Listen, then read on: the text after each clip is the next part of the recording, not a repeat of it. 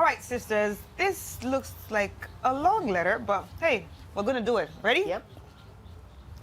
Dear sisters, I really watch and listen to you weekly, and I think today it's time for me to get some advice from you. Okay. Sisters, I feel suffocated, choked. My anxiety is piling high, and it's giving way to depression and nightmares that have become constant lately. The Bible says, obey your parents in the Lord, for this is right. I respect my parents, but I cannot stand my father. My father is controlling. He's dictating all my life choices, and it's making me sick. Like I said earlier, I'm not a disobedient child. I respect my father the way the Holy Book advised, but I can't stand this anymore. My father is responsible. He is caring. He is present and provides all my financial needs. He has given his full support for my education, for which I am internally grateful for. I am 24 years old and in the university studying human resource management, but I feel helpless. I will soon graduate, but I don't even have a mind of my own. He threatens me to withdraw his financial support anytime I take an independent move in life. I'm a content child, but what I get is not enough to save up anything tangible. He doesn't allow side hustles either. So he makes sure I solely depend on him. He says that even when I start working, if I challenge his bidding, he would curse me and disown me. I am not happy at all. I don't have any real friends, so no social activities are allowed unless it's related to him. There are a lot of things, but I don't want to sound like I'm whining, and this is supposed to, right? I have come to realize that it is easy to cut off and stay away from toxic friends and partners. But what about toxic parents? A parent that breaks your wings and prevents you from flying. How do you deal with such an autocratic and controlling parent? Has anyone ever skillfully survived a similar experience? Or there's no escape? Sisters, please help me. Well, this is quite different from the letters that we get. Usually it's partners or friends or, colleagues, but now we're taking it to our parents. It's heavy. It's heavy, right? Yeah. Wow, for the first time, all the sisters are like, wow. Okay, Felicia. I don't know. I think I saw this coming, but yeah. This is very deep and a very sensitive issue, and I would like to be as sensitive as possible because I kind of understand it when you have parents who are let me say the opposite of you. I think, for lack of better words, as you always say, the opposite of you. They really don't understand who you are, or they kind of want you to be exactly what they want you to become. It's a very tricky trajectory to embark on. But what I'll advise the lady is, first of all, she needs to empower herself. Because if you are heavily reliant on someone, it becomes difficult to wean yourself off them. Not to say that it's a bad thing to be heavily reliant on your parent. I know this beautiful girl who had, I won't say the same, but similar situation where she realized that she needed to find ways and means to live where her parents stay, and she did find a solid way. I think one of the things she did was to first find a job. Luckily now, with all this internet and access to online jobs, you can find a side hustle without anyone knowing that you have a side hustle. There's virtual executive assistant, data entry, a whole lot of things. You can try and equip yourself and find an online job whilst you are in school and start saving up so that you can live. The other way is you're also in university. So you can start looking for a national service posting outside of where your parent is. Looking at how controlling your dad is, I'm sure he will try to manipulate it, but try and find a way to get a national service posting. That's one way always. That's one of the easiest way to always get out of the house. The other thing I would advise it is also you always need, like, regardless of what your dad is doing, you need an adult in your life to guide you. So start getting close to another family relative. Probably someone who knows your dad very well. What about your mother? In this situation, These things, I will not go to my mom, because depending on the kind of relationship the father has with the mom, you realize that he has that same influence on the mom. So your mom can't do much, or because of how much she loves her husband, she always tries to get you to understand the father. But if you find someone who is close to your dad, but not necessarily your mom, it could be an uncle, it could be his friend or something, I will usually ask you to go to a family relative. So either your grandfather or grandmother, if they are still alive, or your uncle. Not necessarily to report to your dad, but as you get closer to them and share some of your challenges with your dad, they will help you to understand your dad's personality. Because regardless, they've known him longer than you have. So they will try to make things a bit easier for you. And I think it's something that works for me personally. If I struggle to understand people, I befriend others closer to them. And whilst I share, they help me to understand the people without necessarily changing them. So as I get to better understand them, it helps me manage either my expectation or how I feel towards them. So one, find your security. That is, find a job so you can save enough to wean yourself off him. Do it in a nice way. Don't bang the door. So do it in a nice way. You found a national service job. You found another job. If he threatens you to take you off his allowance, let him do. And live within the money, the means, like whatever you earn. If it's 500 cedis, live within that means. Find something that works for you. Get close to a relative who can help you better understand your dad. As for changing, there's no way you can ever change him. But as you wean yourself away from him and you get the financial independence, you grow and show your maturity, he will begin to appreciate who you've become. It's not easy. It won't happen within a year. It won't happen in 2 years. Trust me, even 5 years might be too early. It takes time, but you also need to be psychologically prepared for this, because it takes a whole lot of time. It might even take you away from family events, because you might not be able to engage. But never take a bitter stand, because regardless of what you do, you've clearly stated that he's played an iconic role in your life. He's been there for you. It's just his personality. I can't beat the man that much, because there are some people, that's who they are.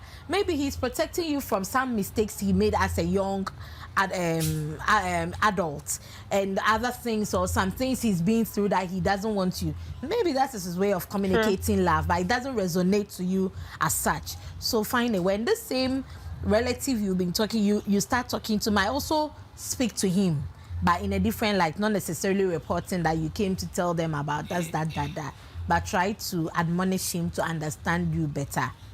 As for changing, these adults, they will never change.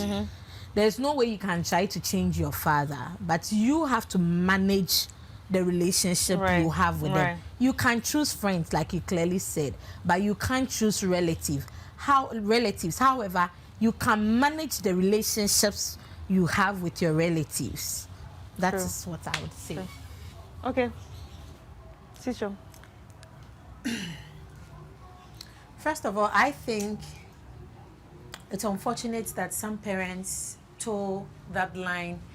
Let's just say, for example, aside from the fact that he's authoritative, like she rightly said, it could be because he's trying to protect her from some experiences he has had in the past. But what parents forget is you cannot shield your children forever from whatever it is. They will face life, and when you have shielded them for so long that they've grown without any form of tenacity in themselves, it becomes a lot more difficult when they are now faced with the issues of life. So I think it's necessary that first of all she prays about the entire experience, what she's going through, prays for her dad deeply. The fervent prayer of the righteous availeth much, the Bible says. So it is important that everything you're going through, you pray about it fervently. And then, that being said, she has to my sister rightly said, toughen herself financially, get a job, like all that she said, perfect, makes sense perfectly. She needs to get a job, some sort of a side hustle that does not need to be obvious in her dad's face, like I'm being radical, I'm going out of the way to do what I want to do. It has to be gradual and slow and very calculated. And then, of course, she needs to find a relative, even a pastor also, somebody that he has high regard for, to talk to him and to get him to...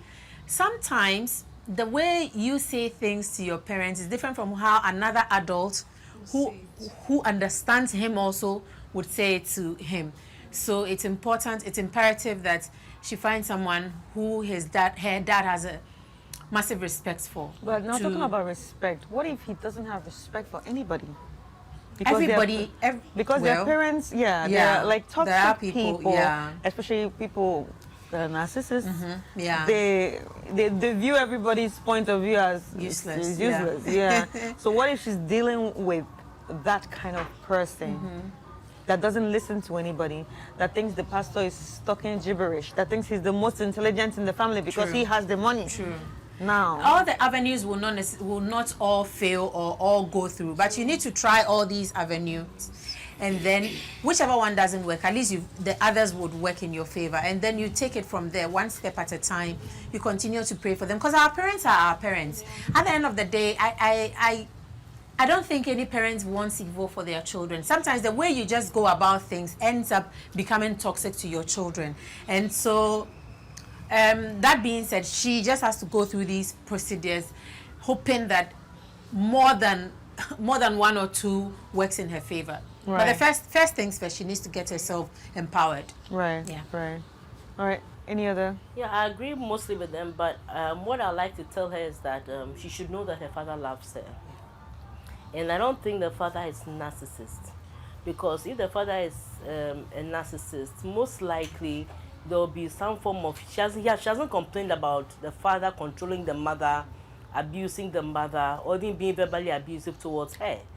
But he's threatening. Yes. He threatens always. Yes, because... Why should you threaten? Wait, so the thing is, sometimes as a parent, you go through certain things in life. You watch maybe relatives go through certain things in life.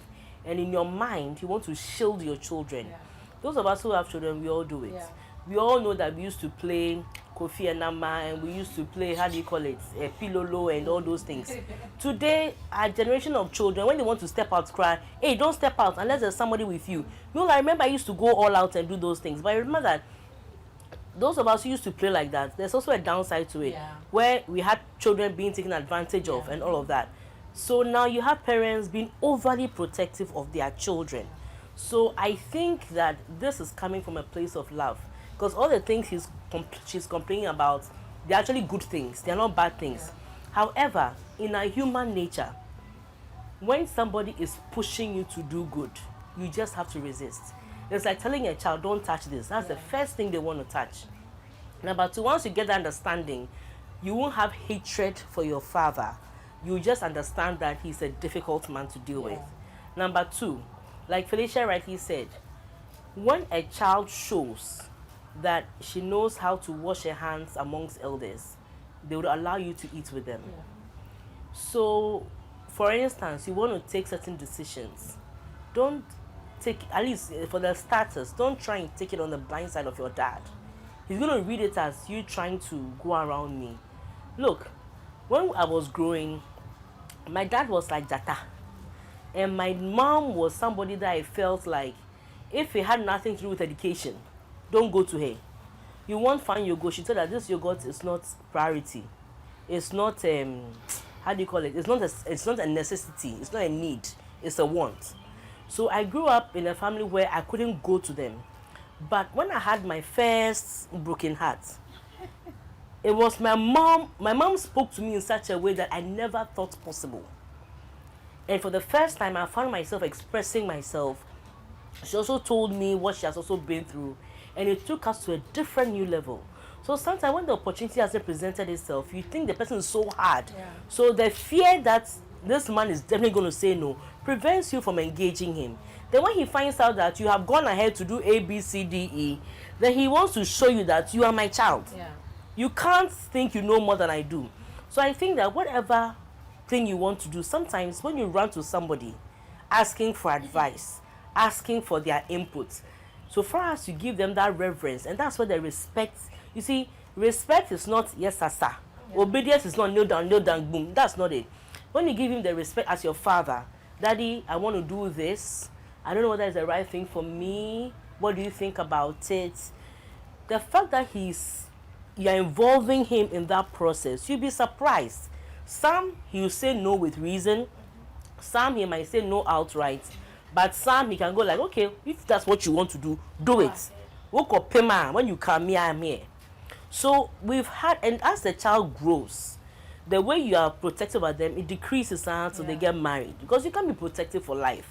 But so I think that the child should just manage. So she should start in steps.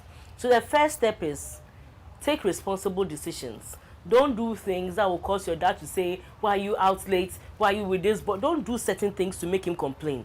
Take responsible decisions, number one. Number two, try and run certain things by him.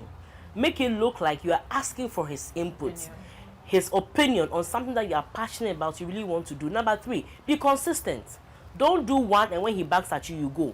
Be consistent. Number four, like you both said, involve a party that you think that your father listens to and understands. Now the party, be very, very careful, because there are some people, when you go and take the matter out and it comes back to them, they even react worse off. And there are some family members or people, instead of being tact about it, they'll come and say, your daughter came to me to come and complain. And then, so be very tactful who you talk to. It's very, very important. But get somebody who can, drop certain things in the ears of your dad so that you're losing up. Number five, like you also said, find ways and means of empowering yourself. And so when you start empowering yourself, your dad will see through it. You know that you are growing, like you are being responsible for yourself. So once you take responsible decisions, you run a few things by him, don't let him feel like you are trying to outsmart him.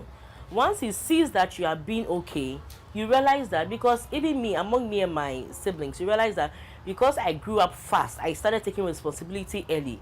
My parents were a bit lax about certain things. They were more controlling of my younger sisters than they were of me, because quickly I started being responsible. I started acting mature.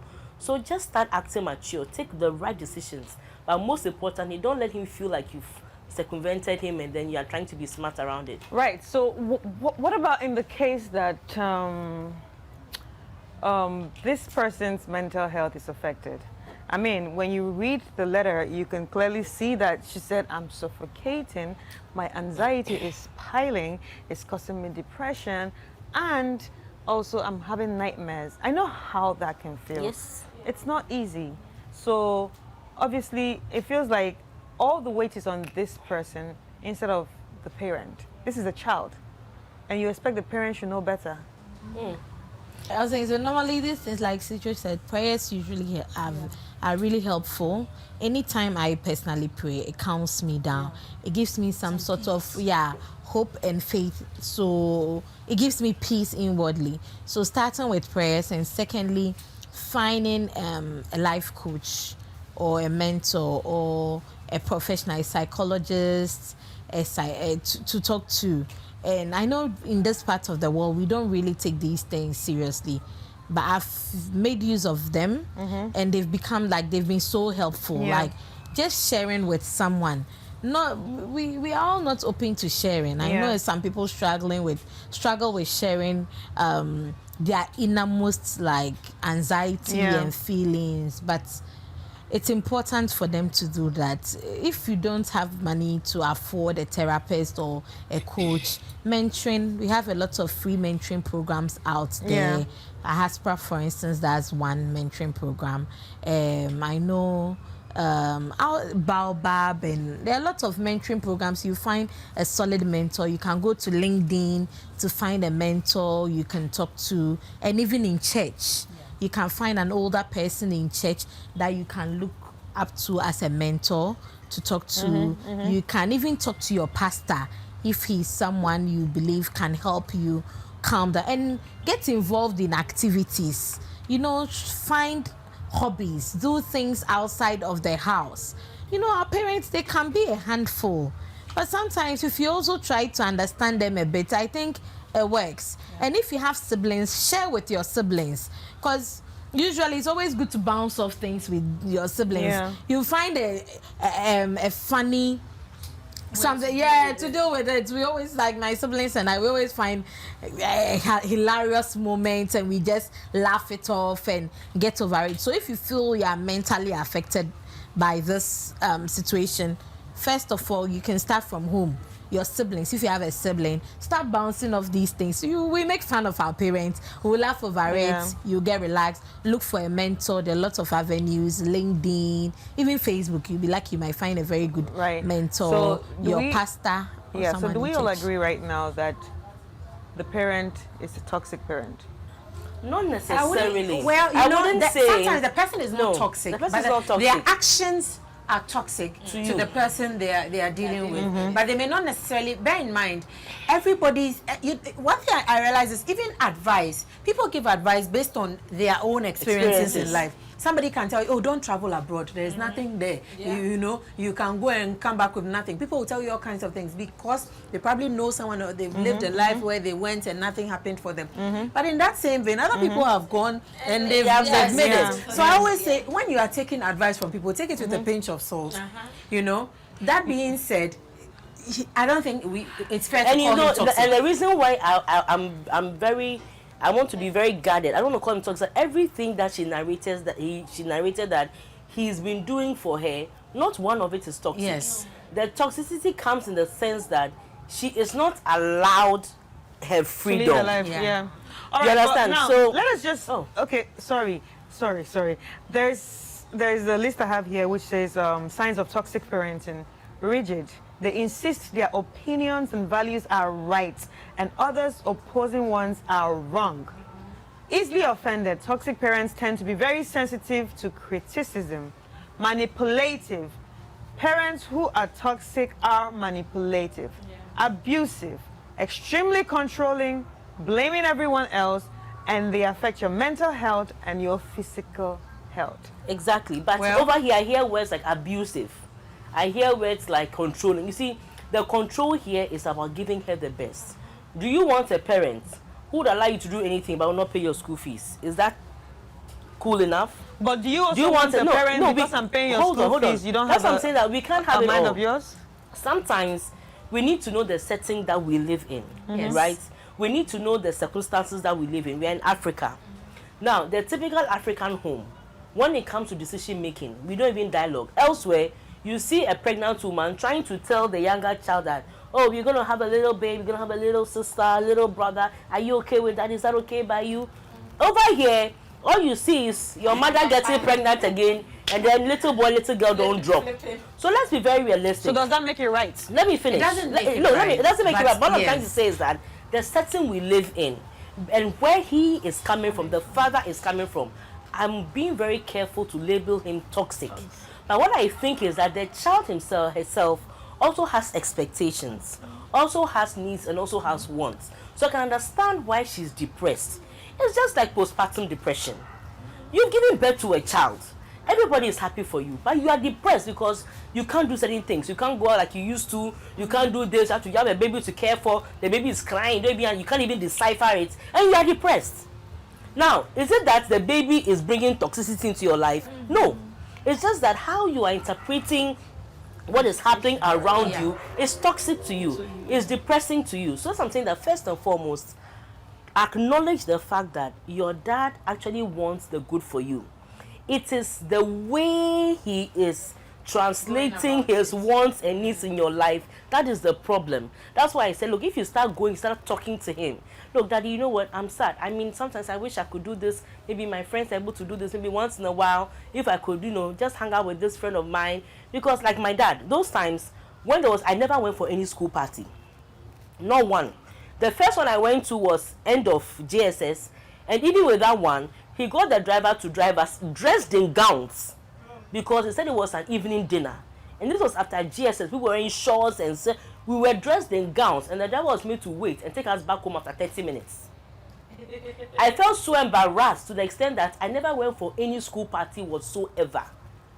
Do you understand? But then again, I realized that he was shielding me from some of the stories you hear later. girls being manhandled, things like that. So he's shielding you for some of these things. So at the end of the day, it's because we don't understand where the other party is coming from. We think they may be toxic. So for us, there is no abuse, there is no verbal abuse, there is neglect, and even the threats he's threatening, he hasn't followed through with actions. He's just saying it to put fear of God in you. But if you're able to go to your dad, really, he's your father. If you go to him really and tell him how you feel, respectfully, and let him know, look, and be consistent about it, because you see, when you keep, even God said, when you keep praying, keep praying, at some point you get tired and just answer your prayers. It's the same way. Just keep hammering it. Keep hammering. Let him know that this is a sensitive point for you. As long as, like, fine, if that's what you want to do, then go ahead and do it. And then they'll move on. There's a pastor who preached a certain preaching that I fell in love with. He spoke about, he's one of these Nigerian pastors I really love listening to. He spoke about the fact that there are people in life, placed in our lives, that you cannot circumvent anything around them. You would have to acquire favor from God to deal with them. Sometimes it's a boss, sometimes it's a parent, sometimes, and they are crucial in our lives to the point where, and to the trajectory of your life. So much so that if you try to circumvent them, you will just hit a brick wall. Yeah. And so with most people, and he made an example in the Bible with Esther and the king. And he spoke about how even with Esther, she had to pray to acquire favor with the king. Because God is not going to take away the king just because Esther's bidding. The king has to, his heart has to soften for Esther to get what God intends for her to get. And sometimes in our lives, with those people who are in, sometimes it's even a producer you love to work Yes. with. I've had an instance where literally when I am going to work for that producer, when I'm in my car, I'm praying because I don't want to fall on the wrong side of that producer. So I always say, there are people you can't do away with. You just need to continue praying for them to the point where you acquire favor with them, or Right. to the point where they do your bidding. And this is one of those instances. All right. Yes, I agree with that.